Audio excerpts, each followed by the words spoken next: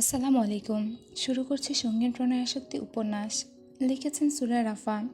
পর্ব সংখ্যা ৩৭। দিন পাল্টায়, রং বদলায়, অস্থির মন হাতের মুঠোয় ফেরারি সময় শুধু শিহরণ। ছায়াপথ ধরে হাতছানিকার সেই পিছুটান, তার কথা মনে পড়ে, তার কথা মনে পড়ে। গাড়ির প্লেলিস্টে বাজতে থাকা চমকপ্রদ লাইনগুলো শেষ হতে না হতেই সহসা থেমে গেল ব্ল্যাক মার্সিডিজ গাড়িটা।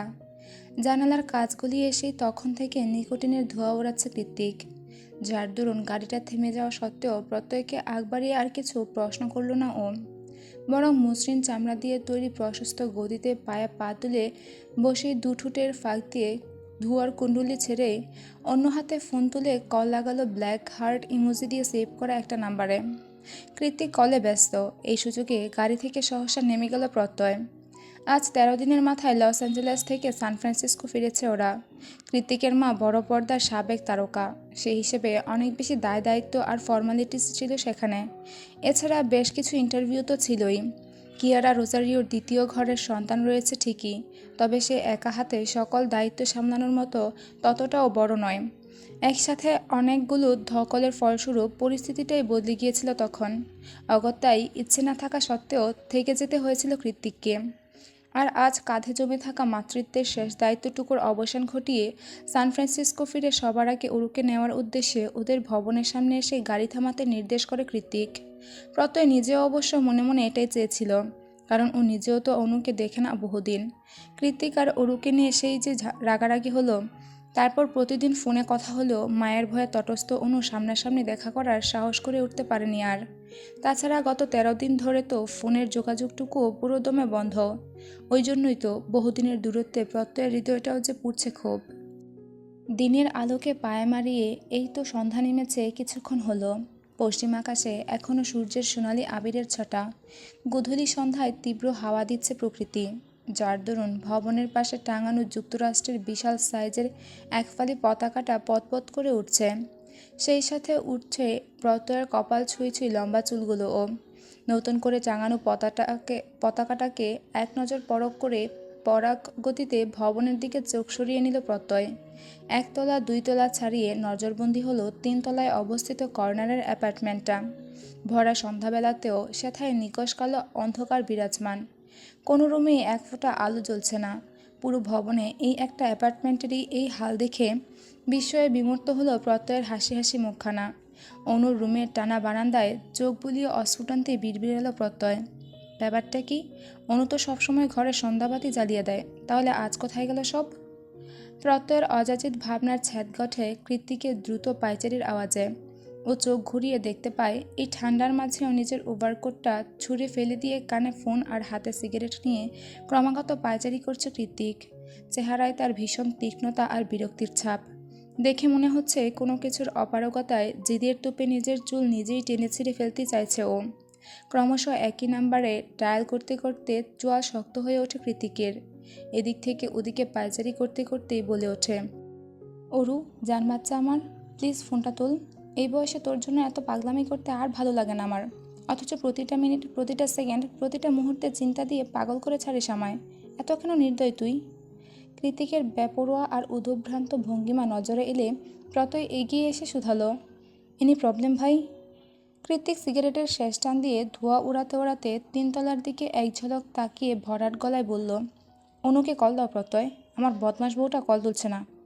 কৃতিকের কথা শুনে প্রত্যয়ের ভেতরটা ধক করে উঠল আচমকা।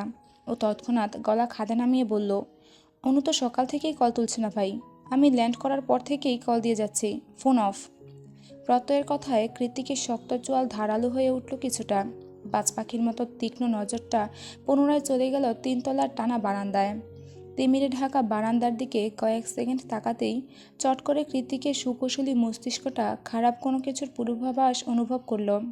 তৎক্ষণাৎ পেশিবহুল হাত দুটো মুঠিবদ্ধ হয়ে উঠল ওর। ছুরির ফলার মতো ধারালো নজরটা প্রত্যয়ের দিকে ঘুরিয়ে দাঁতের দাঁত পিষে কৃতিক হুকুমের স্বরে বলল, প্রত্যয় ওপরে যাও। ভেতরে কে আছে না আছে, কে কী করছে, কে কী বলছে, কিছু দেখার দরকার নেই। সোজা গিয়ে ওরুকে টানতে টানতে নিচে নিয়ে এসো।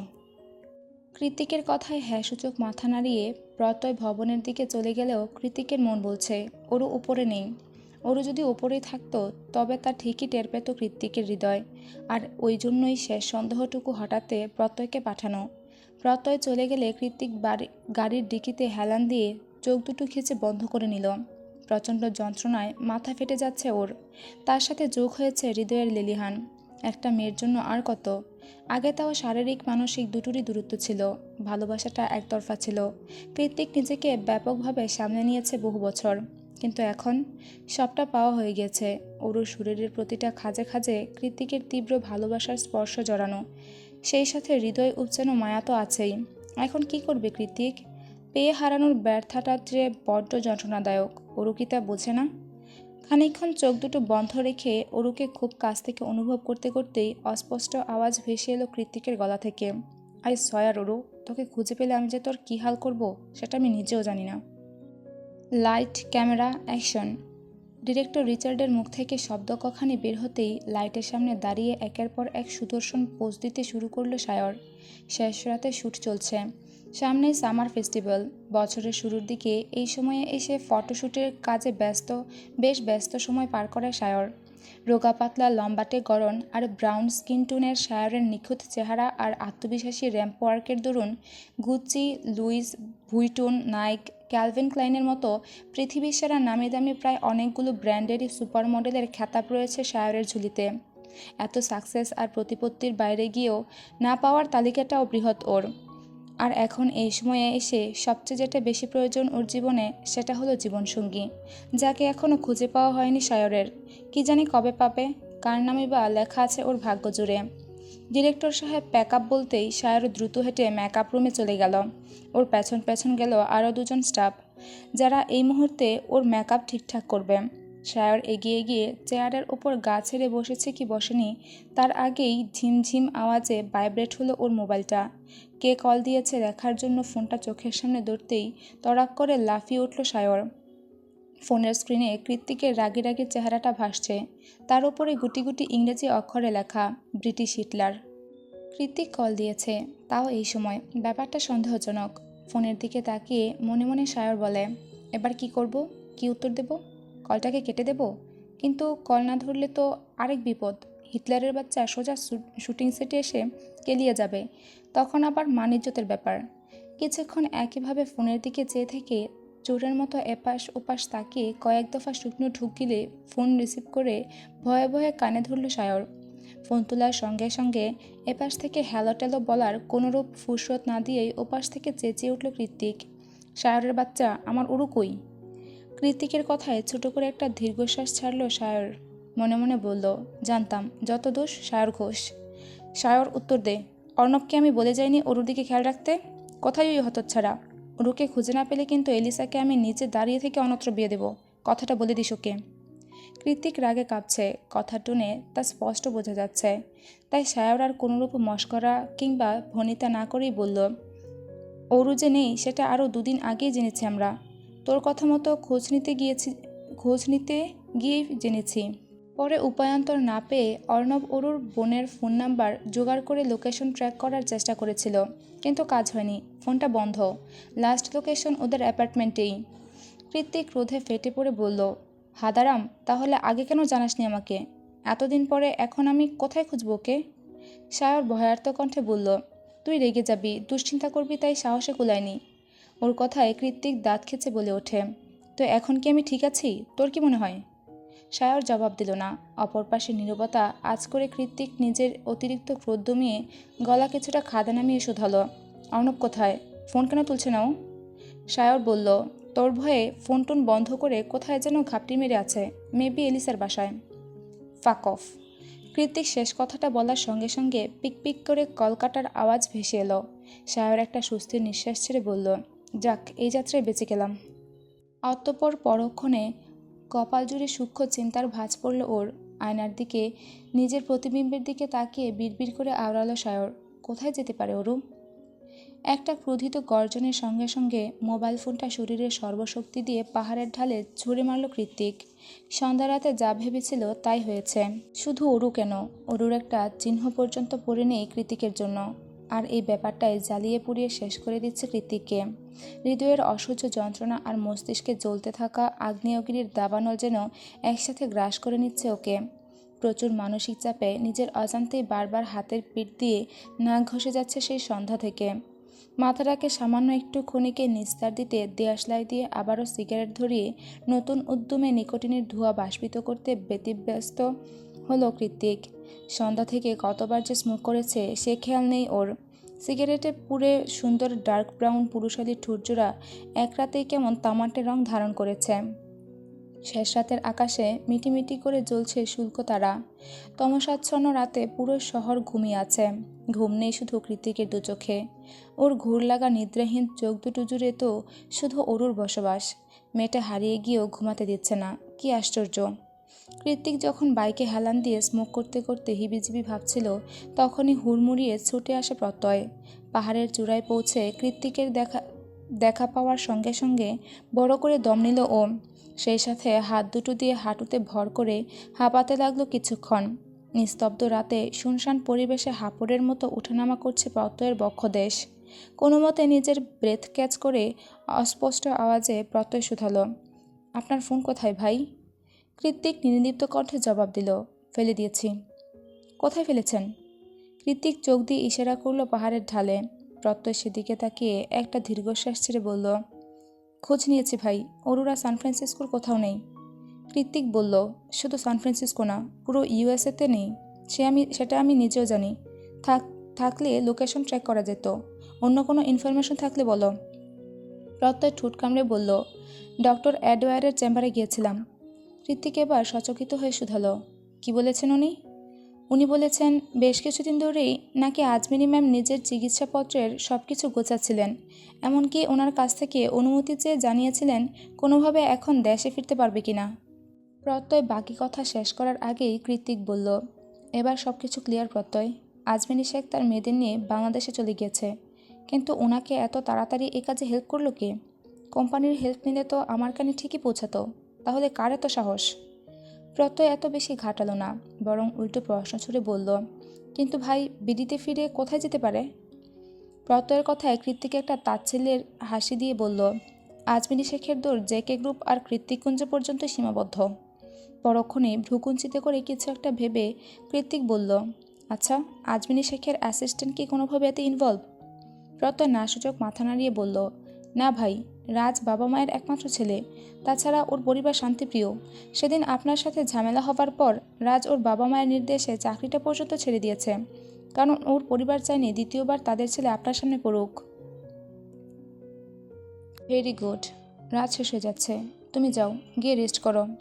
প্রত্যয় হ্যাসূচক মাথা নাড়িয়ে চলে যাওয়ার আগে আরেকবার ঘাড় ঘুরিয়ে শুধালো, ভাই আপনি? কৃতিক আরও একটা সিগারেট ধরাতে ধরাতে বলল, সময় হলে চলে যাব, ইউ শুড গো। প্রত্যয় আর কথা বাড়ায় না, চুপচাপ বড় বড় পা ফেলে জায়গা ত্যাগ করে। আহ, দিস ফাকিং অবসেশন। প্রত্যয় চলে যেতেই গভীর আওয়াজে কথাটা বলে বাইকের লুকিং গ্লাসের মাঝ বরাবর সজোরে পাঁচ বসিয়ে দিল কৃতিক। সঙ্গে সঙ্গে ভেঙে চৌচির হয়ে ঝরঝর করে মাটিতে আছড়ে পড়ল কয়েক টুকরো ভগ্ন কাঁচ।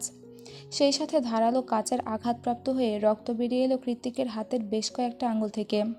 নিজের রক্তাক্ত হাতের দিকে এক পলকও না তাকিয়ে উল্টে একের পর এক ধোঁয়ার কুণ্ডলি ছাড়তে ছাড়তে পুনরায় গর্জে ওঠে হিংস্র গলায় কৃতিক বলল, প্রতারক, মিথ্যাবাদী, ছলনাময়ী, নিজের সব কিছু আমার মাঝে বিলিয়ে দিয়ে হাজারটা মিথ্যা প্রতিশ্রুতি শুনিয়ে আমাকে নিজের জন্য উন্মাদ বানিয়ে ছেড়ে এভাবে মায়ের হাত ধরে পালিয়ে যেতে একবারও কলিজা কাঁপত না তোর?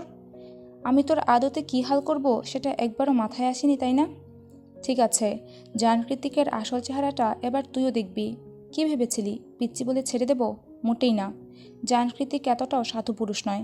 ভালোবাসার দহনে একটু একটু করে পুড়িয়ে মারবো তোকে আমি, ঠিক যেভাবে তুই আমাকে মেরেছিস। তোকে যেদিন পুরোপুরি ভাঙতে পারবো সেদিন আবার ওই বুকে ঠাঁই পাবি তুই, তার আগে নয়। পাহাড়ের ঢাল বেয়ে কিছুটা নিচে গিয়ে কৃত্তিকের থেকে দূরত্ব বাড়িয়ে সেখানেই ধপ করে বসে পড়ে প্রত্যয়। দুর্বল হাতে চিকন ফ্রেমের চশমাটা খুলে অদূরে সান ফ্রান্সিসকো মূল শহরের দিকে নিষ্পাপ চোখে তাকিয়ে মনে মনে প্রত্যয় বলে, ভাইকে কি করে বোঝায় আমার চোখেও যে আজ আর ঘুম নামবে না। এভাবে সারা জীবন পাশে থাকার প্রতিশ্রুতি দিয়ে কোথায় হারিয়ে গেলে তুমি অনু? এই 1000 কিলোমিটারের দূরত্ব ছাপিয়ে আমি কি আদৌ তোমাকে খুঁজে পাবো? আর কি দেখা হবে আমাদের? অযাচিত প্রশ্নের উত্তর মেলে না আর। উল্টে প্রেয়সীকে হারানোর নিদারুণ বিজ্ঞপ্তিতে চেয়ে যায় হৃদয়ের শহর।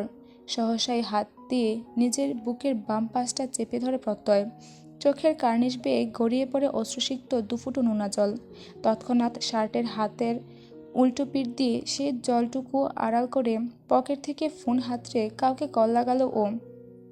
ওপাশ থেকে কে কি বলল সেটা না বোঝা গেলেও এপাশ থেকে প্রত্যয় বলল, অনন্যা শেখের বিডির নাম্বারটা চাই আমার, অ্যাজ সুন অ্যাজ পসিবল। অবশেষে কৃত্তিক যখন বাড়িতে ফিরল তখন সবে সবে ভোর হয়েছে মাত্র। চারিদিকে সূর্যের সোনালি ছটা নিদারুণ আলো ছড়াচ্ছে। ডুপ্লেক্স বাড়িটা কাঠের সুপিসের মতো মাথা উঁচু করে সস্থানে দাঁড়িয়ে আছে। এই একটা মায়া যা কৃত্তিককে আজ অব্দি ছেড়ে যায়নি। ফ্রেন্ডস গেট ছাড়িয়ে টলতে টলতে ভারী পদযুগলে বাড়ির দিকে এগিয়ে যাচ্ছে কৃত্তিক। ওর চোখ দুটো আগের চেয়ে অনুভূতি শূন্য।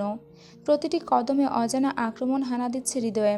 সেখান থেকে কেউ একজন অসহায় গলায় চিৎকার করে বলছে, ভেতরে যাস না, কষ্ট হবে, ওখানে ওরু নেই, সব ফাঁকা।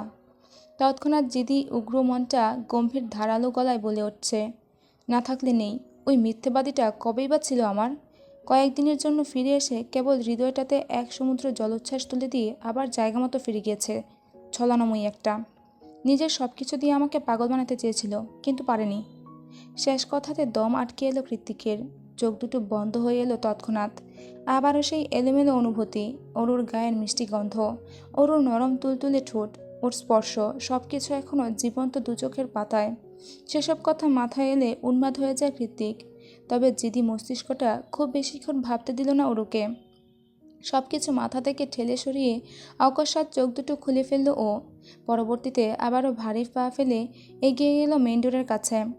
দরজা খুলতে খুলতে হাতের পিঠ দিয়ে সে কখন থেকে এক নাগাড়ে নাকের ডগা ঘষছে কৃত্তিক। ব্যাপারটা বিরক্তিকর আর আশঙ্কাজনক, কিন্তু কৃত্তিকের কাছে প্যানিক অ্যাটাক নতুন কিছু নয়। তাই ও এসবে কোনোরূপ পাত্তা না দিয়েই চুপচাপ ভেতরে ঢুকে গেল। ভেতরে প্রবেশ করে হলরুমে পা রাখার সঙ্গে সঙ্গে চোখের দৃশ্যগত হলো বিড়ালছানা ডোরা। আবারও সেই অরুর স্মৃতি। বিরক্তিতে এবার চিরবিরিয়ে উঠল কৃত্তিক। গর্জে উঠে তেতো গলায় ডোরাকে ধমকে সুরে বলল, তুই এখানে এখানে কি করছিস? যা ভাগ।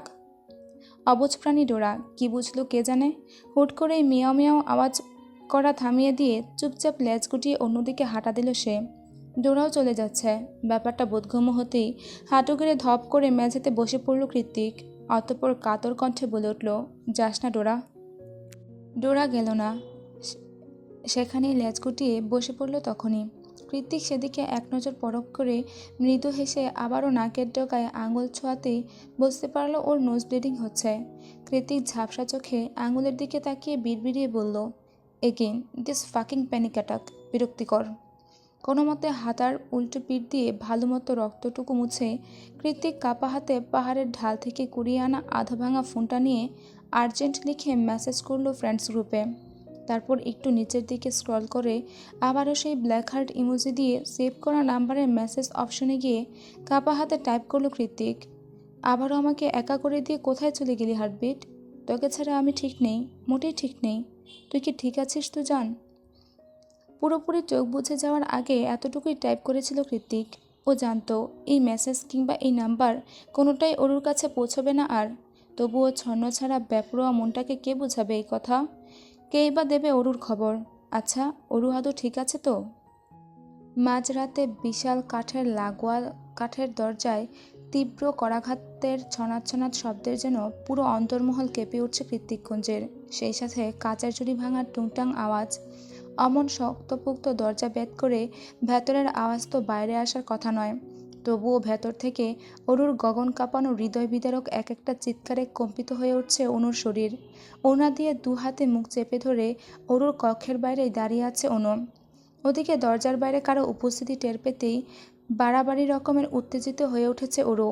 নিজের সর্বশক্তি দিয়ে দরজা ধাক্কাতে ধাক্কাতে ভেঙে ফেলছে হাতের সবগুলো চুড়ি। অরুকে এভাবে বুক ফাটিয়ে কাঁদতে দেখে অনু কাপা গলায় বলে ওঠে, অরু বোন আমার, একটু শান্ত হ।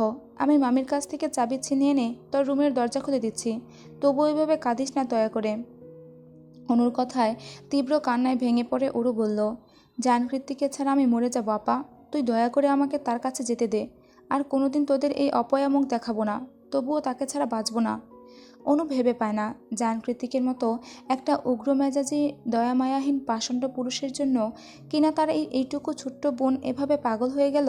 কিন্তু কেন? কি এমন আছে জান কৃতিকের মাঝে? কোন জাদু বলে বা বশ করেছে সে অরুকে? কই, অনুর চোখে তো কোনোদিন তেমন কিছু পড়েনি। কৃতিক অরুকে জোর করে বিয়ে করেছে ব্যাপারটা ভাবতে গেলেও মাঝে মাঝে সন্দেহ হয় অনুর। মনে মনে বলে, কি করে সম্ভব এটা? কৃতিক ভাইকে তো কখনো অরুর দিকে ভালো করে তাকাতেও দেখলাম না, অথচ অরু কিনা তার জন্য এভাবে পাগলামি করছে। আচ্ছা, কৃতিক ভাইকে আসলে এতটা ভালোবাসা ডিজার্ভ করে? উনি তো সুযোগ পেলে অরুকে মারধর করে, তাহলে অরু কেন এমন করছে? একটু একটু ভালোবাসলে কি কোনোদিন এতটা পাগলামি করা যায়? মোটেই না। তার মানে কি কৃতিক ভাইয়ের ভালোবাসাটা ইন্ডিভিজুয়াল? আমরাই শুধু দেখতে পাই না, যার জন্য রয়েছে সে ঠিকই গভীরতা টের পেয়েছে এই ভালোবাসার। অনুর ভাবনার ছ্যাদ গঠে অরুর ফোপানোর আওয়াজে। ক্লান্ত পরিশ্রান্ত কণ্ঠে অরু পুনরায় বলল, আপা দে না যেতে, মরে যাব তো। তুইও তো ভালোবাসিস, তাহলে আমি কি দোষ করেছি? অরুর কাকতি মিনতি শুনে কান্না দমিয়ে রাখতে পারল না অনু। অজান্তেই চোখের পাতা ভারী হয়ে গড়িয়ে পড়ল অশ্রুজল। অতঃপর কোনো মতে নিজেকে সংবরণ করে অনু বলল, কী করে যাবি কৃতিক ভাইয়ের কাছে? ভুলে গিয়েছিস আমরা যে বাংলাদেশে চলে এসেছি? আর তোর জায়ান কৃতিক এখনও সে ক্যালিফোর্নিয়াতে। অনুর কথায় এক প্রকার ঝাঁঝিয়ে উঠল ওরও। অসম্ভব তেতু গলায় বলল, তাহলে কেন নিয়ে এলি আমাকে? তোদের কি মনে হয় ওনাকে ছাড়া আমি ভালো থাকবো? মোটেই না। জায়ান কৃতিকে ছাড়া পাগল হয়ে যাব আমি। শুনেছিস তুই? তোর মামি আর মাকেও বলে দে কথাটা। আমার স্বামী একবার ফিরে এলে প্রত্যেককে কৃতিকুঞ্জ থেকে হাঁটিয়ে ছাড়বে, তবুও আমাকে ছাড়বে না।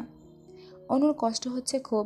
ছোট্ট বোনটার এমন দুরূহ অবস্থা আর সহ্য করা যাচ্ছে না। তাছাড়া মা তো এখন আগের চেয়ে ভালোই সুস্থ। দু একটা কথা বললে খুব বেশি বাড়াবাড়ি হবে না। সেই ভেবেই অনুর চোখ মুছতে মুছতে পা বাড়ালো মায়ের কক্ষের দিকে। মনে মনে ঠিক করলো, আজ মায়ের পায়ে পড়ে অনুরোধ করে হলেও সব কিছু ঠিক করতে হবে। মামি আর রাজা ভাইয়ের বুদ্ধিতে মা এবার সত্যি সত্যি অতিরিক্ত করছে। অরুকে আটকে রাখার মতো তো এমন কিছু হয়নি। ও তো আর উড়ে উড়ে আমেরিকা চলে যেতে পারবে না, তাহলে কেন এই নির্দয় আচরণ? ভেবে পায় না অনু। তাছাড়া অরু তো ঠিকই বলেছে, জান কৃতিক অরুর খোঁজে বাংলাদেশে এলো বলে।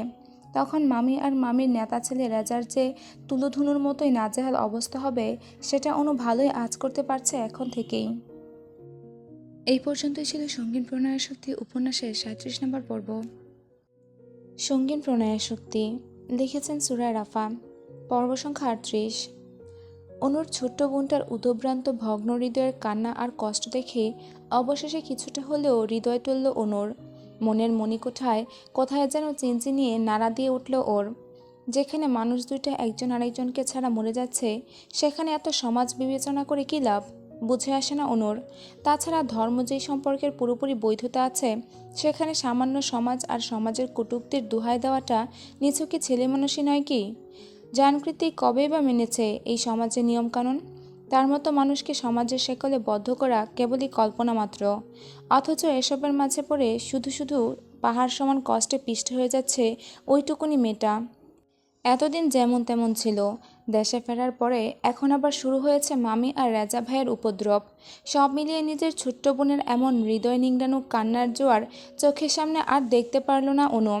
করিডোরের শেষ প্রান্তে দাঁড়িয়ে কিছু ক্ষিপ্ত সিদ্ধান্ত সমেত নিজের সকল সংশয় ভুলে ছুটে যেতে লাগলো মায়ের কক্ষের দিকে। চৈত্র মাসের ভ্যাপসা গরম, মাথার ওপর অনবরত ঘুরতে থাকা বৈদ্যুতিক পাখাটার জীবন ফুরিয়ে এসেছে বোধহয়। তবুও কর্মক্ষেত্রে অটল সে। পুরাতন আমলের পাখা মজবুত তো হবেই। রাতের বেলাতেও একটুখানি ঠান্ডা হাওয়া নেই, তাই রুমের মাঝে এয়ার কুলার মেশিন চালিয়ে ইজি চেয়ারে বসে বসে মনোযোগ দিয়ে বই পড়ছেন আজমেরী শেখ। সেই প্রথম জীবন থেকেই সাহিত্যে তার ভীষণ আগ্রহ। জামশেদ জায়ানের সাথে বিয়ে হওয়ার পরে তিনিই মহলের এক কোণে একটা ছোটোখাটো লাইব্রেরি উপহার দিয়েছিলেন আজমেরী শেখকে। ভালোবাসা প্রকাশের ফলস্বরূপ লাইব্রেরির নাম দিয়েছিলেন মেরির রংমহল। কিছু বছর আগেও ব্যবসায়ী কাজে স্বামীকে সাহায্য করার পরে যেই ফুরসতটুকু মিলত, সেই সময়টা লাইব্রেরিতেই কাটাতেন আজমেরী শেখ। খুব মন দিয়ে নাড়াচাড়া করতেন পছন্দের বইগুলো। একে একে পাতা উল্টে বুক ফুলিয়ে নিতেন নতুন বইয়ের সুঘ্রাণ। মাঝখানে অবশ্য অসুস্থতায় কেটে গিয়েছে বেশ কিছু বছর। এখন আর আগের মতো চোখে তীক্ষ্ণ পাওয়ারটা অবশিষ্ট নেই, তাই চোখের ওপর মোটা ফ্রেমের চশমা লাগিয়েই বহু বছরের অভ্যাসে কিছুটা শান্তিতে বসেছেন তিনি আজ। আজমিরি শেখ যখন বইয়ের পাতায় বুঁদ হয়ে আছেন তখনই হুড়মুড়িয়ে কক্ষে প্রবেশ করে অনুর এমন অকস্মাৎ আগমনে ভ্রুকুটি করে আজমিরি শেখ বললেন, এটা কি ধরনের আচরণ অনু? কারো রুমে ঢুকতে হলে আগে নক করতে হয়, এখনও শেখাতে পারিনি কেন? মায়ের কথায় কোনোরূপ তোয়াক্কা না করে অনু হাতের মাঝে হাত দিয়ে কসলাতে কসলাতে বলল, মামি কেন অরুর রুমের দরজায় তালা লাগিয়েছে মা? তুমি কিছু বলনি? আজমিরি শেখ কিছুটা আশ্চর্য হয়ে বললেন, তালা লাগিয়েছে মানে? মায়ের কথার পাছে অনু কিছু বলবে তার আগে রুমের মাঝে আগমন ঘটে অনুর মামি জাহানারার। অনুরা আমেরিকা থেকে ফেরার পরেই পুরো পরিবার শুদ্ধ এসে কৃত্তিকুঞ্জে হাজির হয়েছে তারা। উদ্দেশ্য আজমিরি শেখের দেখভাল করা। অনুর মামা ভূমি অফিসের ছোটোখাটো কর্মকর্তা। তিনি মেয়েলি ঝুটঝামেলায় খুব কমই থাকেন। তবে কৃত্তিকুঞ্জের মতো আলিশান বাড়িতে 1 মাস কেন 1 বছর বেড়াতেও তার কোনো অসুবিধা নেই। তার ওপর এখন তার বোনও সুস্থ সবল হয়ে ফিরেছে। আগে তো দিব্যি মেয়ে দুটোর সাথে জাহানারা সারাদিন কথা কাটাকাটি লেগেই থাকতো। এখন আর সেই সুযোগ নেই, কারণ মামির সাথে বেয়াদবি করলে কীভাবে মেয়েদের সুশিক্ষা দিতে হয় সেটা তার বোন ভালো করেই জানে। ওজন্যই তো বউয়ের এক কথাতেই এখানে বেড়াতে চলে আসা। জাহানারার অবশ্য অন্য উদ্দেশ্য রয়েছে, সেটা ফুলিয়ে তবেই এ বাড়ি থেকে বিদায় হবে সে, তার আগে নয়। অনুর কথায় আশ্চর্য হয়ে আজমিরি শেখ কিছু জিজ্ঞেস করবেন তার আগেই জাহানারা এগিয়ে এসে বললেন, কি করব বলো আজমিরি? তোমার ছোট মেয়েটা অসহ্য রকম চেঁচামেচি করে বাড়ি মাথায় তুলে ফেলছিল। তার ওপর অন্দরমহলের সব দামি দামি জিনিসগুলো ভেঙে টুকরো টুকরো করে ফেলেছে। বিশ্বাস না হলে নিচে গিয়ে দেখো একবার। মামির কথায় তেতে উঠে অনু বলল, ভাগ্নে ওর স্বামীর টাকায় কেনা জিনিস ভেঙেছে, তাতে তোমার কি মামি? অনুর মুখে কৃত্তিকের গুণগান শুনেই গর্জে উঠলেন আজমিরি শেখ। মেয়েকে ধমক দিয়ে বললেন, চুপ করো, কে কার স্বামী? কোথাকার কোন থাইল্যান্ড বসে বিয়ে পড়িয়েছে, রেজিস্ট্রি করেছে, এসব আমি মানি না। কেন মানো না মা? অস্বীকার করতে পারবে অরু যে কৃত্তিক ভাইয়ের বিবাহিতা স্ত্রী? তাছাড়া অরু 4 দিন যাবৎ কৃত্তিক ভাইয়ের সাথে ছিল, একসাথে একই ছাদের নিচে। আর সবচেয়ে বড় কথা, ওরা একজন আরেকজনকে ভালোবাসে। তাহলে মেনে নিতে সমস্যা কোথায়? অনুর কথার পাছে আজমিরি শেখ কিছু বলার আগেই জাহানারার মুখ দিয়ে বিরক্তিকর ছ্যাঁছে উচ্চারণ করে বলে ওঠে, কতটা লজ্জা শরমের মাথা খেলে মানুষ এই কাজ করতে পারে বাপু? শেষ পর্যন্ত কিনা নিজের মায়ের সৎ ছেলের গলায় ঝুলে পড়ল। ছ্যা, আমার তো মনে হয় ওই ছেলে ফুর্তি করার জন্য এত নাটক করেছে। ফুর্তি করা শেষ, এখন আর এদিকে ফিরেও তাকাবে না। মামির কথায় শক্ত হয়ে এলো অনুর চোয়াল। এরা ভাবেটা কি নিজেকে, যা খুশি তাই বলে যাচ্ছে। ওদিকে আজমিরি শেখেরও কানে লেগেছে কথাগুলো। নিজের সন্তানকে নিয়ে কেউ এসব বললে কানে লাগারই কথা। আজ নিজের ভাইয়ের বউ বলছে, 2 দিন পর মহল্লার লোকেরাও বলবে। তারপর ধীরে ধীরে পার্টি অফিসের সবাই পিঠ পিছে খিল্লি উড়াবে। তার মেয়েকে নিয়ে বাজে কুরুচিকর মন্তব্য করবে। খুব গভীর আর অন্তরঙ্গ ব্যাপারগুলো নিয়ে হাসাহাসি করবে। এখনই সেসব কথা ভাবতে গেলে মেজাজ সপ্তম আসমানে চড়ে যায় আজমিরি শেখের। তিনি খ্যাপাটে অন্যকে তৎক্ষণাৎ ধমকের সুরে থামিয়ে দিয়ে বললেন, ওরও যদি একটা রাস্তার ছেলেকেও ভালোবাসতো তবুও তার অন্যান্য যোগ্যতা বিচার না করে মেনে নিতাম আমি, কিন্তু জান কৃত্তিককে মানা যায় না। তাই এসব বিষয় নিয়ে আর একটাও কথা বাড়াবে না অনু, চুপচাপ থাকবে। সবার সব কিছু জানাজানি হয়ে যাওয়ার আগেই অরুর জন্য উপযুক্ত একটা ব্যবস্থা করব আমি। অনু বিচলিত হয়ে তেতো গলায় বলল, জান কৃত্তিকের দোষটা কোথায় মা? তখন থেকে অনু ক্রমাগত মুখে মুখে তর্ক করছে, তাও এরকম একটা জটিল বিষয় নিয়ে। ব্যাপারটা মোটেই ভালো লাগছে না আজমিরি শেখের। তাই তিনি এবার মেয়েকে চোখ রাঙিয়ে বললেন, আমি বলেছি মেনে নেওয়া যায় না, তার মানে যায় না। আর কোনো প্রশ্ন করবে না, এক্ষুনি নিজের রুমে যাও। অনু থমথমে গলায় বলল, যা ইচ্ছে করো মা, তবে নিজের জিদ আর অহমিকাকে এতটাও বড় করে দেখতে যেও না, যার ফলস্বরূপ তোমার মেয়ের না আবার বড় কোনো ক্ষতি হয়ে যায়। কথাটুকু বলে মামির কোমরের গোছা থেকে টান মেরে অরুর রুমের চাবিটা নিয়ে হনহনিয়ে বেরিয়ে যায় অনু চলে যেতেই শুরু হয়ে যায় জাহানারার ব্রেন ওয়াশ। তিনি এগিয়ে গিয়ে আজমেরি শেখের উদ্দেশ্যে বললেন, সেই কবে থেকে বলছি তোমায় আজমেরি, অনু বড় হয়েছে। আমার রেজাও মাসাল্লাহ নামধাম কামিয়েছে অনেক। পুরো ঢাকা দক্ষিণের ছাত্রলীগের সভাপতি হয়েছে এবছর। রেজার কথায় বড় বড় মাথাওয়ালা লোকেরাও এখন উঠে বসে। তাছাড়া আমার ছেলের ক্ষমতা তো তোমার নিজের চোখে দেখলে। তোমাদের সকল বন্দোবস্ত সেরে হুট করে কেমন আমেরিকা থেকে নিয়ে এলো। ক্ষমতা না থাকলে কি এসব হয়? তাই এখনও সময় আছে। অরুর মতো উচ্ছনে গিয়ে ভুলভাল কাহিনী ঘটানোর আগেই অনু আর রেজার গাঁটছড়াটা বেঁধে দাও। তাহলে ঘরের মেয়ে ঘরেই থাকলো, মাঝখান থেকে তোমার একটা ছেলেও জুটলো। একসাথে অনেকগুলো কথা শেষ করে রুম ছেড়ে বেরিয়ে যেতে যেতে জাহানারা পুনরায় বললেন, আমি যা বলি তোমার ভালোর জন্যই বলি বোন। অন্যের কথায় প্রভাবিত হওয়ার মতো মানুষ আজমেরি শেখ নয়, কিন্তু উরু এবার ইউএসএতে গিয়ে যা যা ঘটালো তাতে অনুর প্রতি সন্দেহ আর শঙ্কা দুটোই তার মনেও দানা বেঁধেছে কিছুটা। এক মেয়ের জন্য মান সম্মান খোয়া যাচ্ছে, এই সময়ে অন্য মেয়েকে সম্মানের সাথে উপযুক্ত গুণাগুণ সম্পন্ন পাত্রস্থ করা অনেকটা চ্যালেঞ্জের মতোই। তাই আপাতত আজমেরি শেখের মাথায় জাহানারার কথাগুলোই ঘুরপাক খাচ্ছে।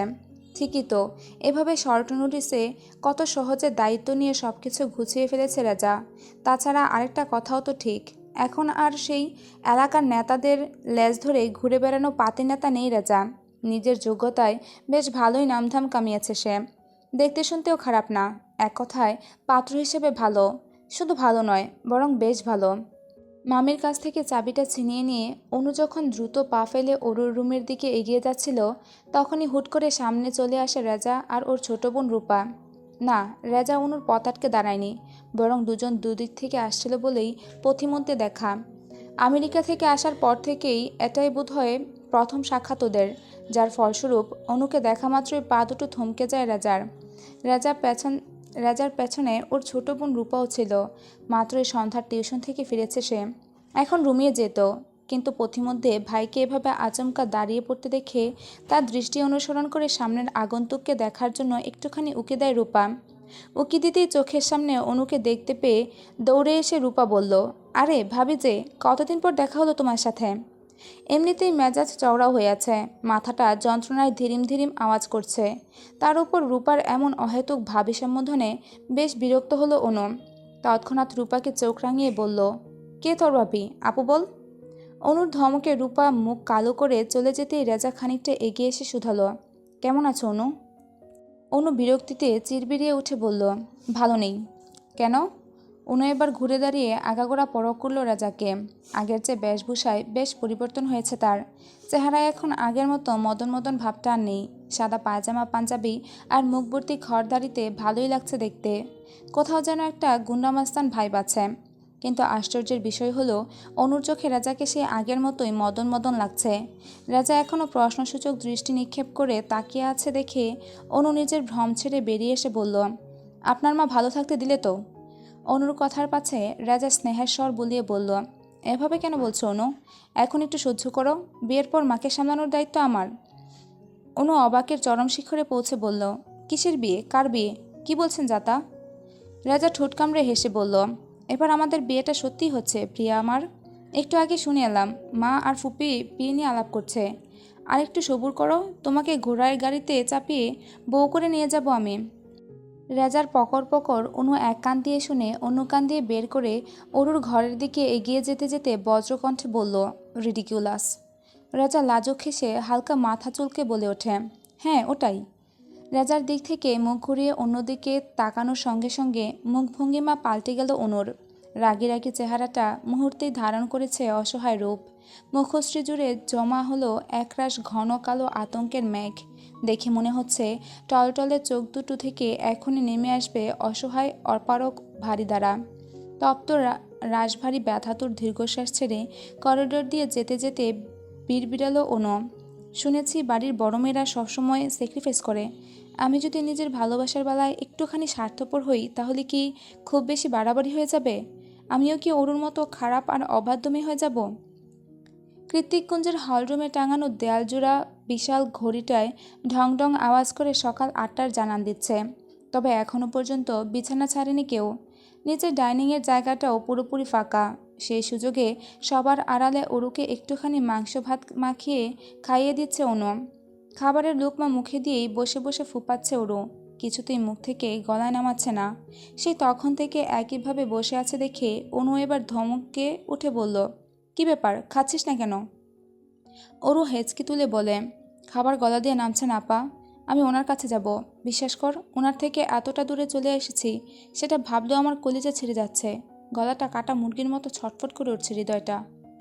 আমাদের কি আর কখনো দেখা হবে না আপা? উনি তো আমাকে না দেখে থাকতে পারে না, প্রচুর রেগে যায়। আচ্ছা, অতিরিক্ত টেনশনে ওনার যদি আবারও প্যানিক অ্যাটাক হয়, আবারও যদি নাক দিয়ে রক্ত পড়ে, তাহলে উনি তো তখন পুরোপুরি সেন্সলেস হয়ে যায়। ওনার অনেক কষ্ট হয় আপা।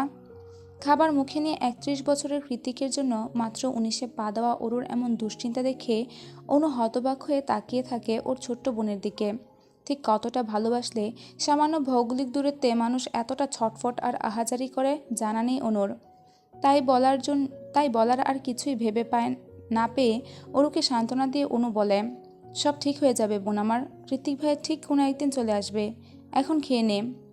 অনু কথাটা বলেছি কি বলেনি তখনই ওর মুখের কথা ছোঁ মেরে নিয়ে সিঁড়ি দিয়ে নামতে নামতে ডাইনিংয়ের দিকে এগিয়ে এসে জাহানারা বললেন, খাওয়াও খাওয়াও, বেশি করে খাওয়াও, শরীর ভেঙে চুরে যা হাল হয়েছে দেখেই বোঝা যাচ্ছে এবারের ছোট সাহেব সর্বনাশের আর কিচ্ছুটি বাদ রাখেনি। মামির আকার ইঙ্গিতে করা নোংরা তিরস্কারে থমথমা হয়ে ওঠে অনুর মুখ। এসবের কারণেই তো অরুকে মামির সামনে খুব একটা পড়তে দেয় না ও। অনুর এসব রাগ ঢাকের দুপয়সা তোয়াক্কা না করে জাহানারা এগিয়ে এসে আঙুল উঁচিয়ে অরুর ঢিলে হয়ে যাওয়া জামাটা দেখিয়ে বলল, দেখ দেখ, জামাটা পর্যন্ত কাঁধ থেকে খুলে পড়ছে, কি দখলটাই না গিয়েছে মেয়ের উপর দিয়ে। আগে তো এমন ছিলিস না, অথচ এবারের ছেলের সাথে কদিন থেকে এই হাল। হ্যাঁ রে অরু, হাঁটুর বয়সী মেয়ে হয়ে বয়সে অমন বড় সৎ ভাইয়ের সাথে থাকতে তোর একটুও ভয় করলো না?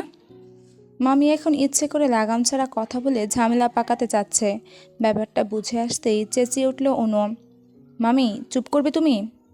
মামির বলা নোংরা কথার মাথায় এতক্ষণে নিজের শরীরের দিকে চাইল ওরু।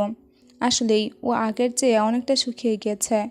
তবে এটা আজ বা কাল নয়, প্রায় মাসখানেক আগে কৃতিক যখন হুট করে ওর সাথে দেখা করতে আসা বন্ধ করে দিয়েছিল তখনকার ঘটনা। ঘুরিয়ে পেঁচিয়ে হলেও কথাটা সত্য। কৃতিকের জন্যই শারীরিক এই অধঃপতন অরুর। তাই অরু নিজের জামাটা ঠিকঠাক করে খাবার চিবুতে চিবুতে মামির উদ্দেশ্যে বলল, স্বামীর সাথে থাকতে ভয় কিসের মামি?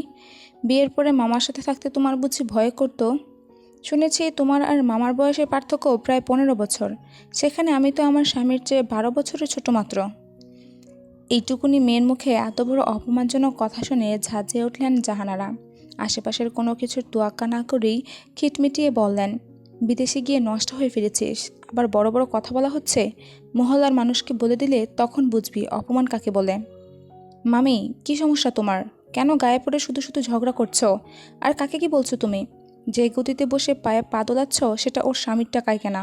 তাই ভালোই ভালোই বলছি, মুখ সামলাও, পরিণাম খারাপ হতে পারে। জান কৃতিককে চেনো না তুমি? অনুর কথা শেষ হতেই জাহানারার তীরের ফলার মতো দৃষ্টি ভস্ম করল অনুকে। তিনি সেভাবেই তাকিয়ে বললেন, কদিন পর ছেলের বউ হবি বলে তোকে কিছু বলছি না অনু, তাই বলে এই না যে মুখে মুখে তর্ক করলে তোকে ছেড়ে দেব আমি। অনু আশ্চর্য হয়ে শুধালো, কি বলছো? কার ছেলের বউ?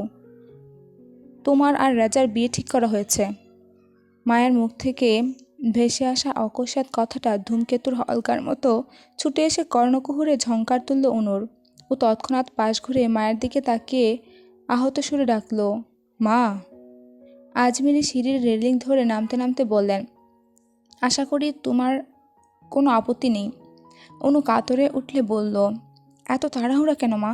মাত্র কদিনই তো হলো আমরা দেশে ফিরলাম, তুমি এখনও সুস্থ হওনি পুরোপুরি। তোমাকে এখনও মাসে মাসে চেক আপের জন্য ইউএসএ যেতে হবে, আর এখনই কি না? ওই জন্যই তো তাড়াহুড়া। তোমাদের জন্য করণীয় দায়িত্বটুকু ভালোই ভালোই পালন করতে পারলে তবেই আমার শান্তি। তাছাড়া তোমার বিয়ে না হলে অরুকে বিয়ে দেওয়া যাবে না। এই মুহূর্তে অরুর বিয়ে হওয়াটা জরুরি, কিন্তু বড় বোনের আগে ছোট বোনকে বিয়ে দিতে গেলেই মানুষ পেছনের কাহিনী খোঁচাতে শুরু করবে। এটা তো আর আমেরিকা নয়। তাই আপাতত অরুণ নয়, তোমার বিয়েটাই মোক্ষম আমার কাছে। আশা করি এবার আর কোনো আপত্তি নেই। মায়ের কথা শেষ হতেই চেঁচিয়ে উঠল অনু, জড়ানো কণ্ঠে বলল, হ্যাঁ হ্যাঁ, অনেক আপত্তি আছে, আমি এই বিয়েটা কিছুতেই করতে পারবো না মা। অনুর প্রতিক্রিয়া শুনে আজমিরি শেখ মুখে কিছুই বললেন না, চুপ করে খানিকক্ষণ তাকিয়ে রইলেন মেয়ের মুখের দিকে। অতঃপর আহত সুরে বলে উঠলেন, ইদানিং আমার শরীরটা ভালো যাচ্ছে না অনু, যখন তখন আবারও পড়ে যেতে পারি। তবে মনে হয় না এবার পড়ে গেলে আর কোনোদিন উঠতে পারবো। সুস্থ থাকতে কথা শুনো মায়ের, নয়তো পরে আফসোস করবে। মায়ের কথায় অনু অরু দুই বোনের মুখ থেকেই রক্ত সরে গেল। ওরা কি মায়ের সাথে বেশি বেশি করে ফেলল? সেটাই ভাবছে আপাতত। অনুর হাত পা কাঁপছে, মনে হয় না আর শেষ রক্ষা হবে। অরু তো তাও কয়েকটা দিনের জন্য হলেও কৃতিকের হতে পেরেছিল, ওদের ভালোবাসা পূর্ণতা পেয়েছিল। কিন্তু অনুদের অপূর্ণ ভালোবাসার কি হবে? এই কি হবে ভাবতে গিয়েই বুকের ভেতরে এলোপাথারি ঝড় উঠেছে অনুর। সেই ঝড়ে একে একে ভেঙে গুড়িয়ে যাচ্ছে আশা, ভরসা, প্রতিশ্রুতি সব। প্রত্যয়ের সাথে প্রথম দেখা হওয়া থেকে শুরু করে শেষ দিন পর্যন্ত মানসপটে খচিত প্রতিটা সুন্দর মুহূর্তে যেন হুট করে দাউ দাউ করে অগ্নিশিখা জ্বালিয়ে দিয়েছে কেউ। অনু আর এভাবে ভেজা চোখ নিয়ে দাঁড়িয়ে থাকতে পারল না সবার সামনে। এটো হাত সহই ছুটে চলে গেল নিজের রুমে। অতঃপর দরজা লাগানোর কর্কশ আওয়াজ ভেসে এলো দোতলার কোনো একটা ঘর থেকে। সন্ধ্যা হতেই ল্যান্টার্ন আর স্ফটিকের আলোয় আলোকিত হয়ে উঠেছে হিরিকি খচিত বারের চারিপাশ। ভেতরে সফট গানের তালে তালে শরীর দোলাচ্ছে তরুণ তরুণীর দল। হাতে থাকা হুইস্কি আর রেড ওয়াইনের প্রভাবে কেউ মাতাল, আবার কেউ বা অর্ধমাতাল। তবুও মিউজিকের তালে তালে পায়ে পা মিলাতে, কোমর দুলাতে মোটেও অপারগ নয় তারা। বিশাল বারের এক কোণে যে বার কাউন্টার রয়েছে, সেখানে বার স্টুল পেতে ডোরাকে কোলে নিয়ে বসে আছে রেড ওয়াইনের চুমুক দিচ্ছে কৃত্তিক। পরনে এখনও পুরোপুরি ফর্মাল ড্রেস। দেখে মনে হচ্ছে ভার্সিটি থেকে এখানে এসেছে সে। কৃত্তিকের মোটেই ডিস্কো বার কিংবা হইহট্টগোল পছন্দ নয়, তাই নিজের মতো করে একটুখানি সময় কাটাতে হলে এখানেই চলে আসে ও।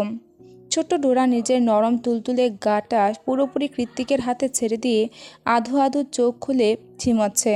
মনে হয় অ্যালকোহলের গন্ধে ওরও নেশা ধরে এসেছে। কৃত্তিক ডোরার দিকে এক ঝলক তাকিয়ে দাঁত খিচিয়ে বলল, তোর মালিকের মতো ঢং করা বন্ধ কর, নয়তো মাথায় তুলে একটা আছাড় দেব। ডোরা বেচারি হয়তো জানেই না আসলে ওর দোষটা কোথায়, তাই সহসা চুপচাপ বসে রইল ও। ডোরাকে ধমক দিয়ে কৃত্তিক যখন আবারও ওয়াইনে মন দেয়, তখনই বারের মধ্যে একে একে আগমন ঘটে অর্ণব, এলিসা আর সায়রের। ওরা আজকাল কৃত্তিককে নিয়ে বেশ দুশ্চিন্তায় থাকে। ওই জন্যই নিজেদের অবসর হলেই হুটহাট লোকেশন ট্র্যাক করে চলে আসে কৃত্তিকের কাছে, ওকে একটু সময় দেওয়ার জন্য, ঠিক আগের মতো। ওদেরকে দেখে কৃত্তিক ভালো মন্দ কিছুই বলল না, বরং ভাবলেসিন হয়ে বসে রইল আগের ন্যায়। অর্ণব এগিয়ে এসে বার স্টুল টেনে বসতে বসতে অবাক হয়ে শুধালো, দেখে তো মনে হচ্ছে ভার্সিটি থেকে ফিরেছিস, তাহলে বেড়ালের বাচ্চা কোলে নিয়ে বারে কি করছিস তুই? কৃত্তিক ঠোঁট উল্টে নাসূচক মাথা নাড়িয়ে বলল, জানি না। সায়র একটু ভালো করে নজর বুলিয়ে বলল, আরে এটা তো অরুর বিলাল। কৃত্তিক ভ্রু কুচকে বলল, তোকে জিজ্ঞেস করেছি, কতবার বলেছি ওর নাম মুখে নিবি না তুই? এলিসা ওদের থামিয়ে দিয়ে বলল, থামতো তোরা। জ্যাকে, তুই তো বিড়াল দেখলেই অ্যালার্জি বলে নাক সিটকাস। এখন তাহলে বিড়াল নিয়ে বাড়ি কী করছিস তুই? আর কতক্ষণ ধরেই বা এখানে বসে আছিস? আদৌ ভার্সিটিতে গিয়েছিলি? কৃত্তিক কোনোরূপ জবাব না দিয়ে নির্লিপ্ত মুখে পকেট থেকে একটা কাগজ বের করে টেবিলের উপর রেখে পুনরায় চুমুক দিল ওয়াইনের গ্লাসে। কাগজে কী আছে দেখার জন্য অর্ণব তাড়াহুড়া করে কাগজটা লুফে নিয়ে সেটাতে চোখ বুলিয়ে আশ্চর্য কণ্ঠে বলে ওঠে, তুই রিজাইন দিয়েছিস মানে? এটা তো শখের জব ছিল। কৃত্তিক সামান্য হাসিতে ঠোঁট প্রসারিত করে বলে, আই নো। এলিসা রেগে মেগে বলল, তাহলে হুট করে রিজাইন দিয়েছিস কেন? ওর জন্য? সব কিছুর একটা লিমিট থাকতে হয় জ্যাকে। এভাবে লিমিট ক্রস করলে কেউ লাইফ লিড করতে পারে না। তুই আজকাল যা শুরু করেছিস তাতে খুব শীঘ্রই মরে যাবি তুই। সায়র নাক চোখ শিকই তুলে বলল, গাইস, ওর সাথে থাকতে থাকতে বিড়ালটা অসভ্য আর উগ্র হয়ে যাচ্ছে। আমাদের উচিত বিড়ালটাকে হেফাজতে নিয়ে যাওয়া, নয়তো কোনোদিন দেখব বিড়ালটারও অতিরিক্ত ডিপ্রেশনে নোজ ব্লিডিং হচ্ছে। ওদের এক একজনের যুক্তি শুনে কৃত্তিক বিরক্ত হয়ে কর্কশ আওয়াজে বলে উঠল, আহ, চুপ করবি তোরা। আমি ডিপ্রেশন হয়ে ঘরে বসে থাকার জন্য মোটেই জব ছাড়িনি, বিটিতে যাওয়ার জন্য ছেড়েছি। এবার অর্ণব, এলিসা, সায়র একযোগে বলে উঠল, কি? তুই অবশেষে বিটিতে ফিরছিস? কৃত্তিক ওয়াইনের গ্লাসের শেষ চুমুকটা দিতে দিতে বলল, একেবারের জন্য যাচ্ছি না। বেশ কিছু হিসেব নিকেশ বাকি পড়ে আছে, সেগুলো সুদে আসলে মিলাতে যাচ্ছি। তাছাড়া আরও একজনকে খুব কাছ থেকে শাস্তি দেওয়াটা বাকি পড়ে আছে। আমি আবার বাকির খাতা খুব বেশি দিন ফেলে রাখি না। তীর্যক ছুরির ফলার মতো কথাগুলো উগরে দিয়ে ডোরাকে নিয়ে উঠে যায় কৃত্তিক। যাওয়ার আগে ঘাড় ঘুরিয়ে একবার পেছনে তাকিয়ে ওদের উদ্দেশ্যে বলে, by the way, she is not বিড়ালের বাচ্চা, হার নেম ইজ ডোরা। কৃত্তিক চলে গেলে সায়র, অর্ণব এলিসার কাঁধে হাত দিয়ে অস্ফুটন্তে বলে ওঠে, দোস্ত, এবারের ভ্যাকেশনটা বাংলাদেশে কাটালে কেমন হয়?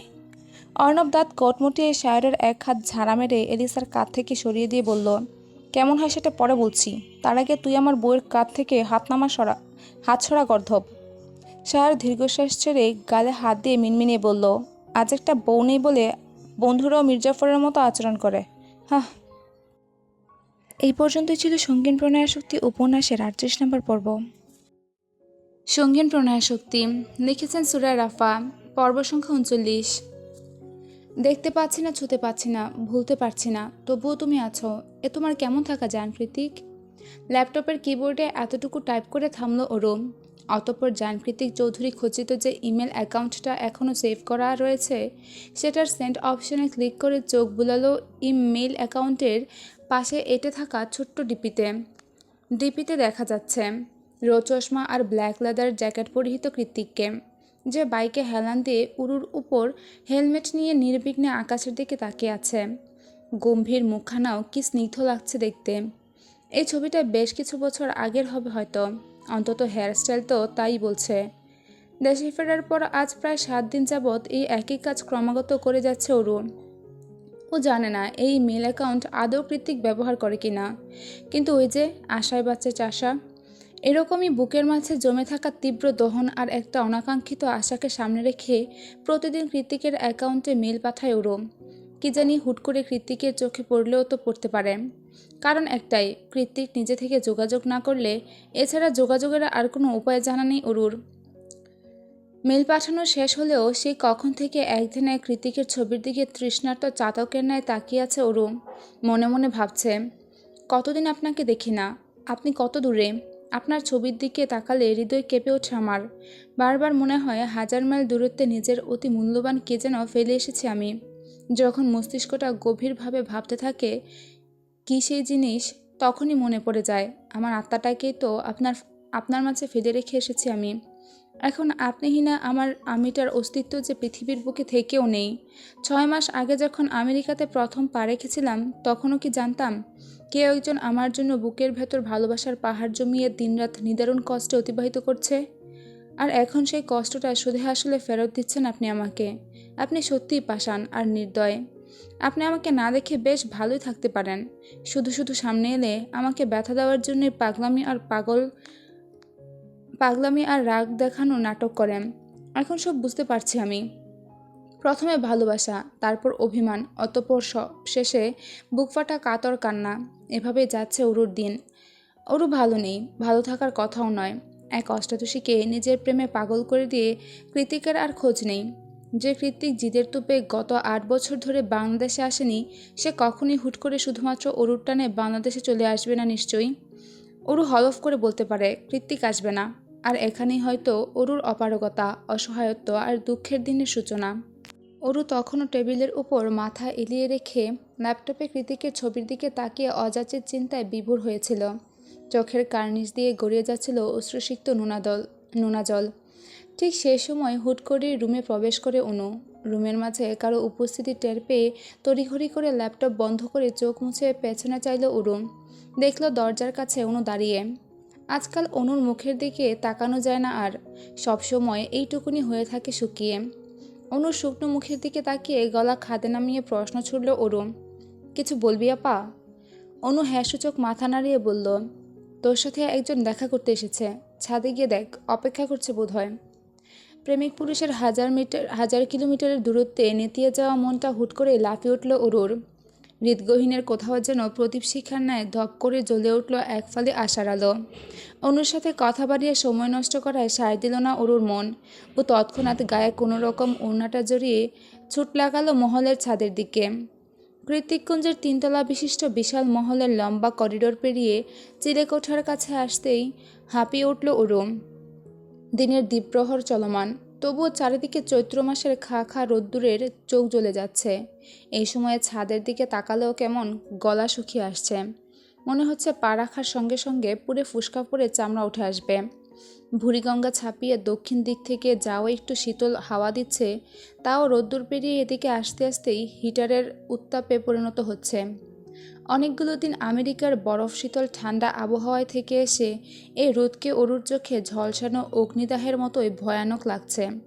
তাই কিছুক্ষণ চিলেকোঠার ঘরের সামনে দাঁড়িয়ে থেকে সেখান থেকে গলা ছেড়ে ডাকলো অরু, শুনছেন, এদিকে আমি। ওর প্রিয় আগন্তুক কোন দিক দিয়ে আসবে তা ঠাহর করা যাচ্ছে না, তাই সহসা এদিক ওদিক উকি ঝুঁকি দিচ্ছে ওরও।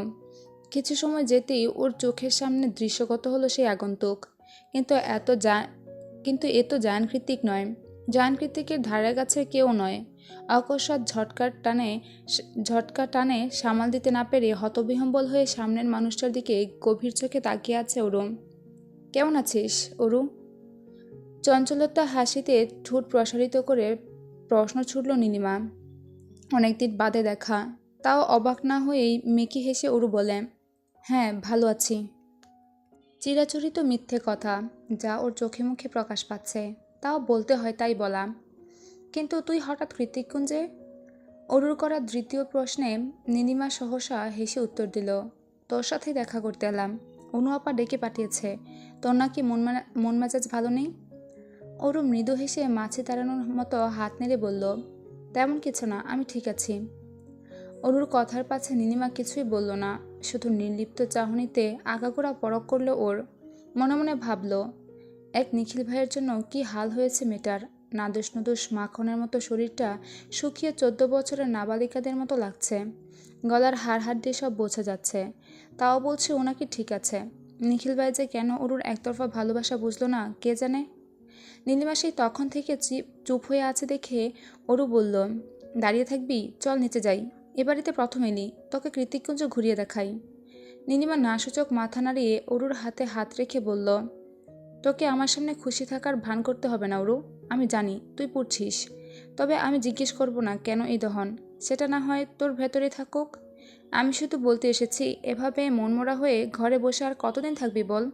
যে যাওয়ার সে তো গিয়েছে, তাই বলে তোর জীবন কি আর থেমে থাকবে, তাই না? আমি বলি কি, তুই আবার পড়াশোনায় মন দে।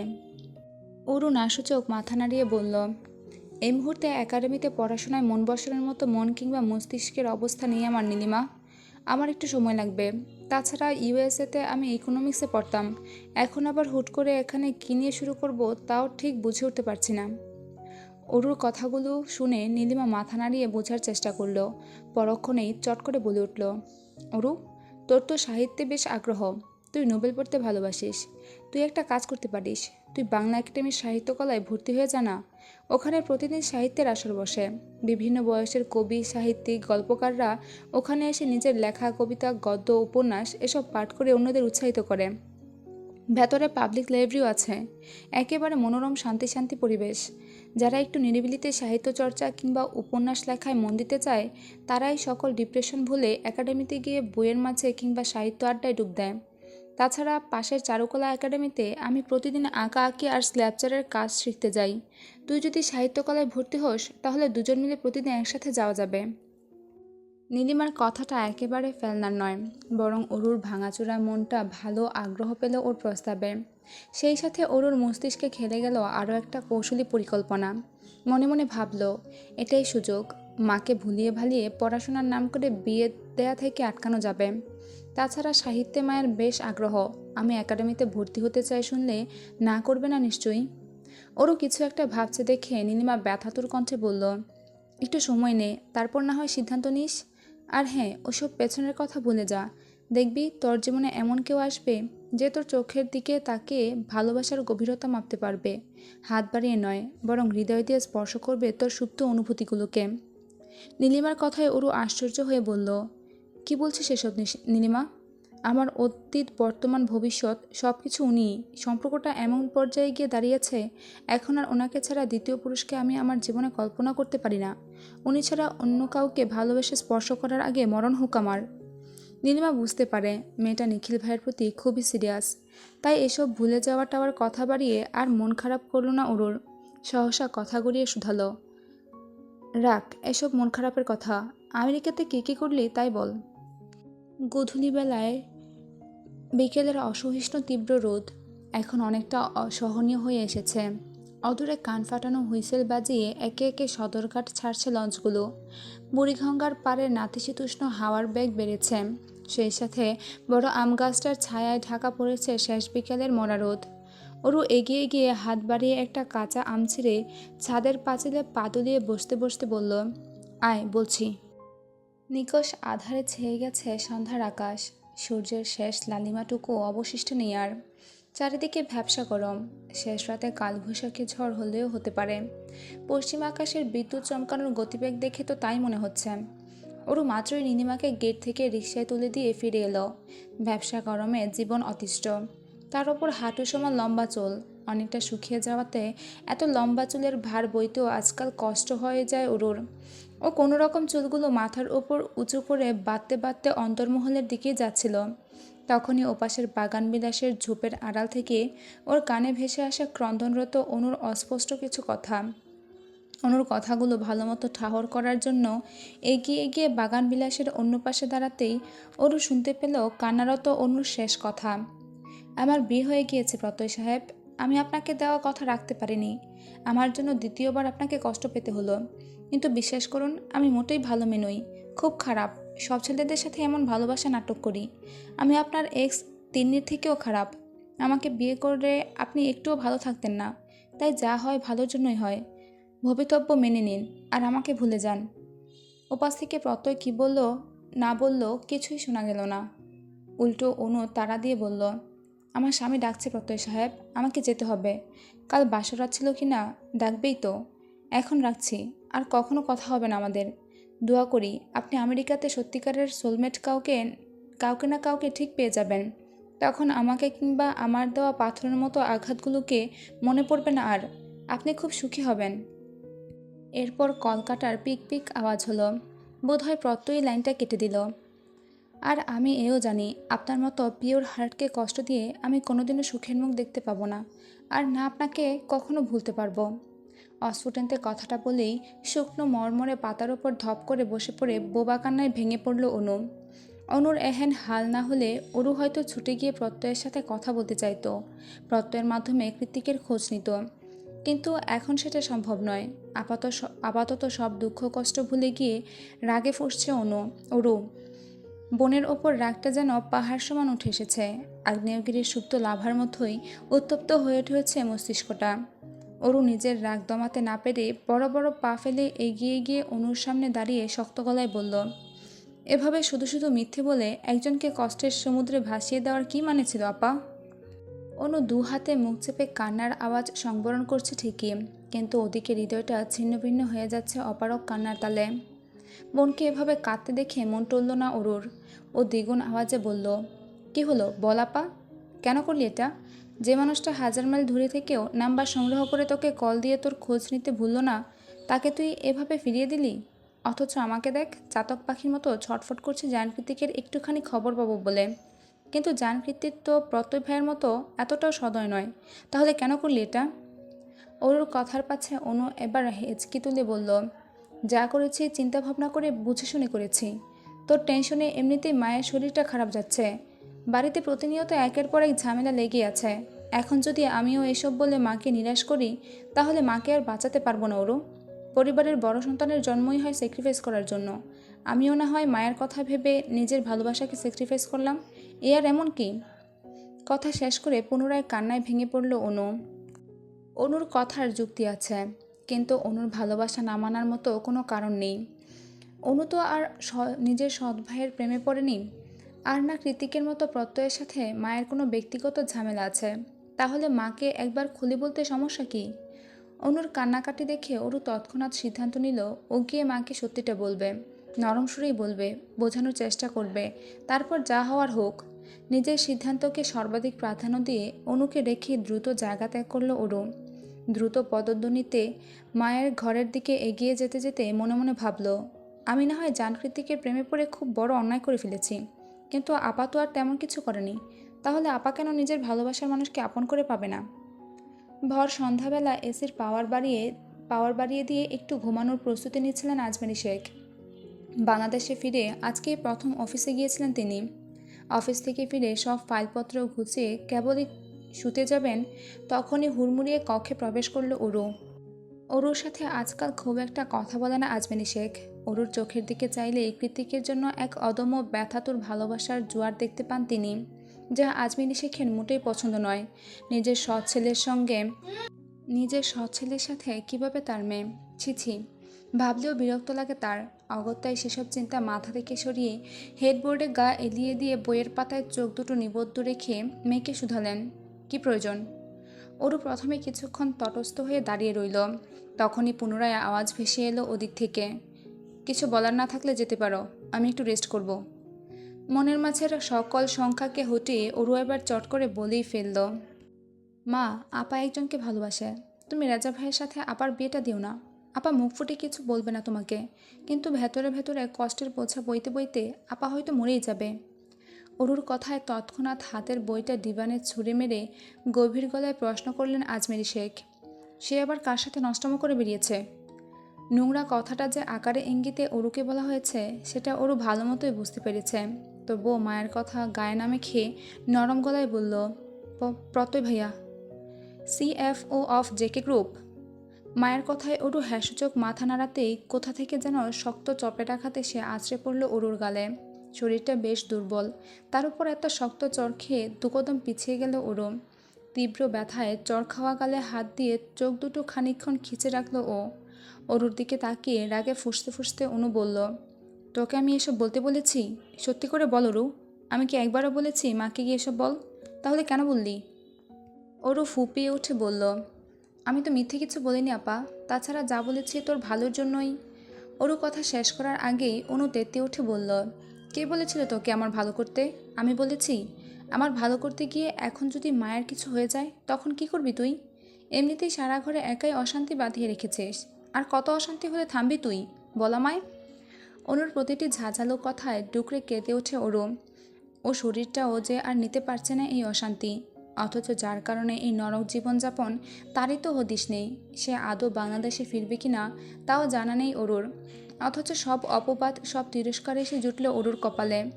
বিয়ের পরে তো এসবই অশান্তির ভয় পেয়েছিল অরু। নিজের আকাশচুম্বী রাগটাকে দমাতে না পেরে অনু আরও কিছু বলবে তার আগেই আজমেরি শেখ বলে ওঠেন, তোমরা দুজন এক্ষুনি বেরিয়ে যাও, শরীরটা ভালো লাগছে না আমার, একটু একা থাকতে চাই। অনু এগিয়ে এসে বলল, মা, কোথায় খারাপ লাগছে তোমার? বলো আমায়, মাথা টিপে দেবো একটু? চুপচাপ বাইরে যাও।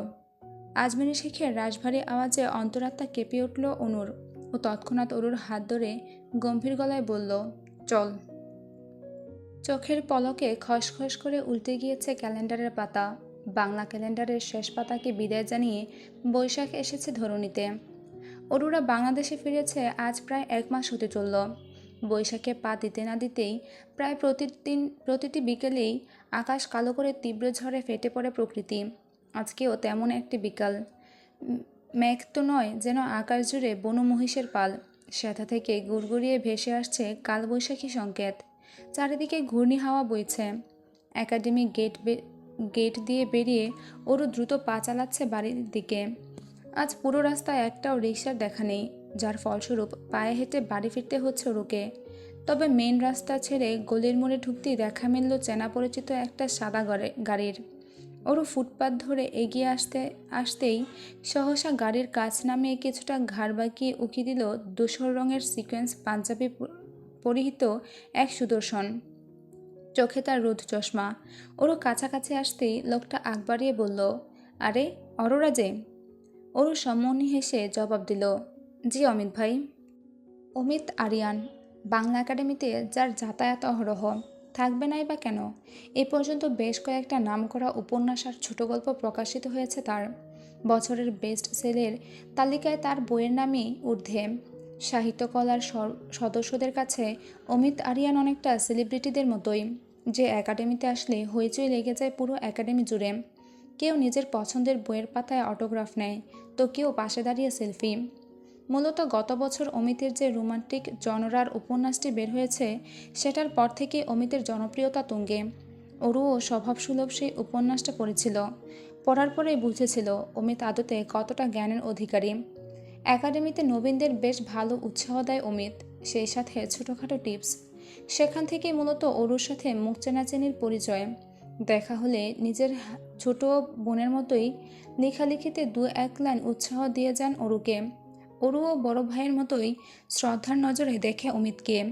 মাঝে মধ্যে নিচে থেকে 2-একটা প্রশ্নও করে বটে, যদি তার বিশাল জ্ঞানভাণ্ডার থেকে একটু একটু আহরণ করা যায় সেই উদ্দেশ্যে। তাছাড়া অমিতকে শ্রদ্ধা না করার মতো তো কোনো কারণ নেই। আজ অবধি কখনো কোনো মেয়ে ঘটিত কিংবা অন্য কোনো খারাপ স্ক্যান্ডেলের নাম জড়ায়নি অমিতের। অরু অন্তত শোনেনি কখনো। এইগুলিতে কী করো অমিতের প্রশ্নে ভাবনার ছুতো ছিঁড়ল অরুর। মৃদু হেসে জবাব দিল, এই গলিতেই থাকি আমি। ও এম জি, কোথায় থাকো? অরু ইতস্ত কণ্ঠে বলল, জি কৃতিকুঞ্জে। আজকাল বাড়ির নামটা মুখে নিতেও কেমন যেন দম আটকে আসে অরুর। বাড়ির নামেও যে তার স্মৃতি জড়িয়ে। অমিত আশ্চর্য হয়ে গেল অরুর কথায়, চোখ দুটো বড় বড় করে বলল, তুমি চৌধুরী বাড়ির মেয়ে? জামশেদ জান কি হয় তোমার? এত ব্যক্তিগত প্রশ্নের উত্তর দিতে ইচ্ছে করল না অরুর, তাই গতানুগতিক কথা এড়িয়ে অরু বলল, আকাশ কালো করেছে, মনে হয় ঝড় আসবে, আমি আসি অমিত ভাই। আরে কোথায় যাচ্ছ? গাড়িতে এসো, আমি এগিয়ে দিচ্ছি, ঝড়ে পড়বে তো। অরু দ্রুত পা চালাতে চালাতে বলল, দরকার নেই, চলে যেতে পারবো। অরু চলে গিয়েছে অনেকক্ষণ। অমিত এখনও সেদিকে তাকিয়ে থাকতে থাকতে ঠোঁট উল্টে বলে উঠল, এত সুন্দর ফুটফুটে মেয়েটা সবসময় মুখ কালো করে থাকে, কিসের এত দুঃখ ওর? অরু ঘরে ঢুকে ব্যাগটা সোফার উপর ছুঁড়ে ফেলে ডাইনিংয়ে গিয়ে ঢকঢক করে এক গ্লাস পানি পান করল। পানিটা শেষ হতেই কানে ভেসে এলো মামির গা জ্বালানো কথা। বিদেশ থেকে এক কাহিনী করে এসেছে, এখন আবার সন্ধে পর্যন্ত বাইরে বাইরে ঠ্যাং ঠ্যাং করে বেড়ায়। আমিও দেখব আজমিরি কিভাবে বিয়ে দেয় এই ধিঙ্গি মেয়েগুলোর। একজনকে তো এবারের ছেলে ফুর্তি করে ছেড়ে দিল, কই আর তো এলো না। জানি জানি আর আসবেও না। জানে আমার ছিল সে তো নিয়েই নিয়েছে, এখন আর কি করবে এই হাড্ডিওয়ালা মেয়েকে দিয়ে? অনু জানে মামি চটে আছে, চটে থাকারই কথা। সেদিন অনুর ব্যাপারে সত্যি কথাগুলো বলে দেওয়ার পর আজমেরি শেখার বিয়েটা নিয়ে কথা বাড়ায়নি। সেই তেজে মামিও আর কৃতিকগঞ্জ ছাড়েনি। সেও দেখতে চায় ঠিক কতদিন আর মেয়েকে বিয়ে না দিয়ে থাকতে পারে আজমেরি। তার সোনার টুকরো ছেলেকে অনুর সাথে বিয়ে দিয়ে তবেই এই বাড়ি থেকে যাবে সে। অন্যান্য দিন চুপ থাকলেও আজ একটু বেশি বেড়েছে মামি। তার কারণ আজ বাড়িতে অনু আর মা নেই। ব্যবসায়ী কাজে শহরের বাইরে গিয়েছে আজমেরি শেখ। শরীরটা ভালো না থাকার কারণে সাথে করে অনুকেও নিয়ে গিয়েছে।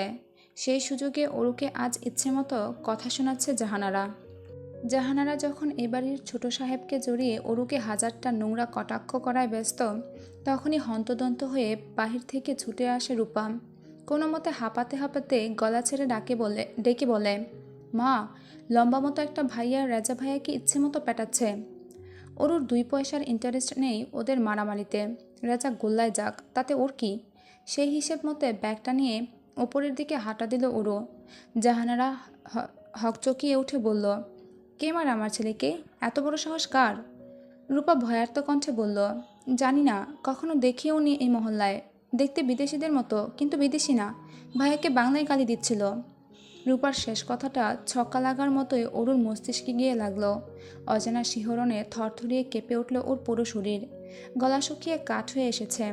টলমলের চোখ দুটো দেখে মনে হচ্ছে এখনই চেতনা হারাবে ও, কিন্তু হারালো না। হাত দুটো শক্ত করে নিজেকে স্থির রেখে কাপা কণ্ঠে বলল, রূপা, যে এসেছে তার চুলগুলো কি ঘাড় অবধি লম্বা, আর চোখগুলো কি ভাসা ভাসা? রূপা ঠোঁট উল্টে হ্যাসূচক মাথা নাড়াতেই কাঁধ থেকে ব্যাগটা ফেলে দিয়ে বাইরের দিকে ছুট লাগালো ওরও। ওর পরনে সুতি স্কার্ট আর টপস, লম্বা চুলগুলো 5 ক্লিপ দিয়ে কোনো মতে আটকানো, 2 পায়ে কৃতিকের পরিয়ে দেওয়া দুটো সোনার নূপুর। সেভাবে ছুটল ওরও। তবে অন্দরমহল থেকে বেরোনোর আগেই খপ করে ওর হাত টেনে ধরল জাহানারা। চোখ রাঙিয়ে শুধালো, কে এসেছে সত্যি করে বল। অরু জবাব দিল না। এক ঝটকায় নিজের হাত ছাড়িয়ে ছুটে চলে গেল সদর দরজার বাইরে। তবে কৃতিকের দিকে আর এক পাও এগোতে না দিয়ে ওকে আবারও শক্ত করে চেপে ধরল জাহানারা। হুট করে এভাবে টেনে ধরায় সদর দরজায় হুমড়ি খেয়ে পড়ে গেল অরু। ঠিক তখনই একজোড়া মুহাবিষ্ট ভাসা ভাসা চোখ স্থির হলো অরুর চোখে। চোখের সামনে অরুকে দেখা মাত্রই হাতের হকি স্টিকটা দূরে ছুঁড়ে মারল কৃতিক। তারপর দাঁড়িয়ে রইল রেজার পরবর্তী পদক্ষেপের অপেক্ষায়। কৃতিককে এভাবে দাঁড়িয়ে পড়তে দেখে হকচকিয়ে উঠল ওরও। এখনই তো রেজার চেলাপেলারা কৃতিকের উপর নিজের রাগ ছাড়তে উদ্যত হবে, তাহলে এভাবে দাঁড়িয়ে পড়ার কি মানে? ওরু সেদিকে তাকিয়ে 2 হাতে ভর করে উঠতে যাবে, তখনই কৃতিককে একের পর এক তীব্র কষাঘাত করতে লাগলো রেজার লোকেরা। সঙ্গে সঙ্গে আবারও মুখ থুবড়ে পড়ল ওরু। চোখের সামনে নিজের স্বামীকে এভাবে মার খেতে দেখে হৃদয়টা দুমড়ে মুচড়ে ছিঁড়ে যাচ্ছে ওর। অথচ কৃতিক একধ্যানে অরুর দিকে তাকিয়ে মার খেয়ে যাচ্ছে। মার খেতে খেতে এক পর্যায়ে ঠোঁট কেটে ফিনকি দিয়ে রক্ত বেরিয়ে এলো কৃতিকের। ও হাতের পিঠ দিয়ে ঠোঁটে রক্তটুকু মুছতে মুছতে ক্রোর হাসি হাসল অরুর পানে চেয়ে। কৃতিকগঞ্জে দাঁড়িয়ে কৃতিকগঞ্জের মালিকই কিনা মার খাচ্ছে, তাও বাইরের লোকের হাতে, শুধুমাত্র অরুকে কাঁদানোর জন্য। এবং সেই উদ্দেশ্য সফলও হয়েছে। অরু বেশ কষ্ট পাচ্ছে, যার প্রেক্ষিতে পৈশাচিক হাসিতে প্রসারিত হলো কৃত্তিকের ঠোঁট দুটো। তবে এই অসহনীয় দৃশ্য আর সহ্য করতে পারল না ওরও। গলা ছেড়ে চিৎকার দিয়ে কাঁদতে কাঁদতে বলল, ওনাকে মারছ কেন? ছাড়ো, উনি এই বাড়ির ছোট সাহেব। অরুর শেষ কথাতে চমকে উঠে ভয়ে তটস্থ হয়ে দুকদম পিছিয়ে গেল সকলে। তবে শেষ রক্ষা হলো না আর। কৃত্তিক কিছু না বললেও এলিসা, অর্ণব আর সায়র গাড়ি থেকে নেমে এই দৃশ্য দেখেই দৌড়ে এসে এক একটাকে ইচ্ছে মতো রামধোলাই দিয়ে মুখ বাঁকিয়ে দিল। আর কৃত্তিক ধীর পায়ে এগিয়ে গেল অরুর দিকে। অরুও কোনো মতে হাতের তালুতে ভর করে উঠে দাঁড়ালো, এই আশায় হয়তো এখনই ঝড়ের বেগে ছুটে এসে ওকে বুকের মাঝে ঝাপটে ধরবে কৃত্তিক। কিন্তু আদতে তেমন কিছুই হলো না। কৃত্তিক এগিয়ে এসে অরুকে না ধরা তো দূরে থাক, ওর ধারে কাছেও এলো না। উল্টো অরু এগিয়ে এসে ওর ক্ষতস্থানে হাত ছোঁয়াতে গেলে বিদ্যুৎ বেগে দূরে সরে যায় কৃত্তিক। এই পর্যন্ত ছিল সঙ্গীন প্রণয়ের শক্তি উপন্যাসের 39 নম্বর পর্ব। পরবর্তীতে আবার দেখা হচ্ছে। ততক্ষণ পর্যন্ত সুস্থ থাকুন, ভালো থাকুন। আল্লাহ হাফেজ।